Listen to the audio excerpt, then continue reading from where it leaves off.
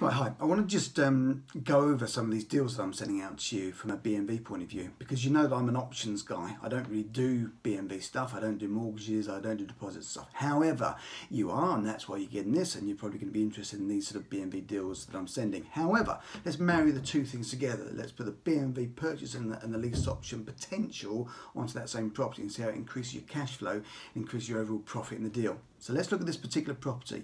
It's in the email that I've sent to you. It's Princess Drive in Liverpool in L12. Purchase price is a 3-bedroom semi in Liverpool.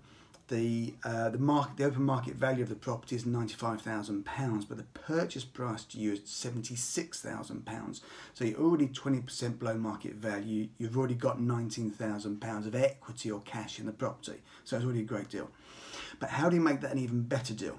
Well, what I would suggest you do is you actually, rather than necessarily keep it in your portfolio long term, just keep it there for, say, a 5-year period and put a tenant buyer in the property. Now, there's going to be benefits to you as to what you get from it on a monthly basis, but also the amount of hassle that you might have with a tenant that you're going to get rid of with a tenant buyer. But let's just go over the maths. Right, so you buy it in a normal fashion. Let's say you're not buying it cash, you're going to buy it, put a deposit down, go and get a mortgage.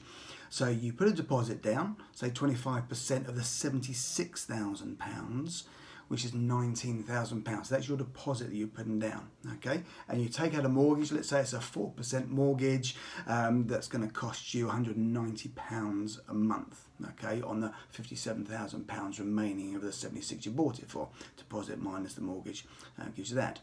Now, we already know with this particular property, you'll see from the details attached, that the market rent is £550. So your £550 rent minus your £190 mortgage gives you £360 a month cash flow. Pretty healthy, nice little one. Obviously you've got all your normal maintenance and your gas cert, etc. that you're going to have to deal with. But if you put a tenant buyer in there, apart from the gas cert, you're going to get rid of all the maintenance issues. So we put a tenant buyer in there.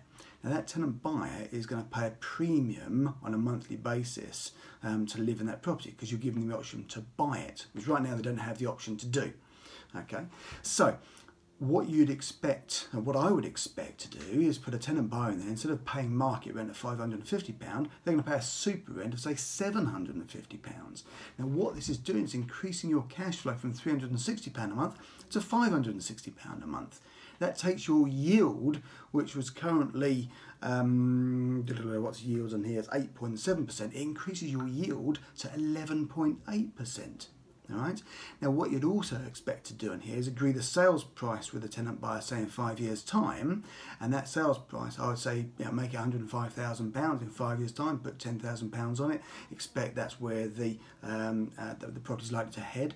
So now you do your maths. Okay, you've bought it at £76,000. You sell it at £105,000. You've just made a profit there of £29,000. Simple maths.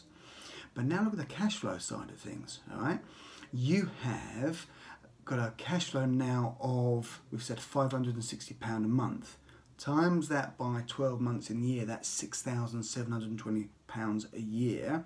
Times that by 5 years, that's £33,600. Add that to the original £29,000 you're making between your purchase price of 76 and your sales price of 105. In total, you've made £62,600. All right? Now that suddenly becomes far more interesting. So, buy one of these properties, go and do it, buy it in a normal fashion with BNV, and I'll show you how you can actually get a tenant buyer and then make more money. Great idea. I'll speak to you real soon. Take care.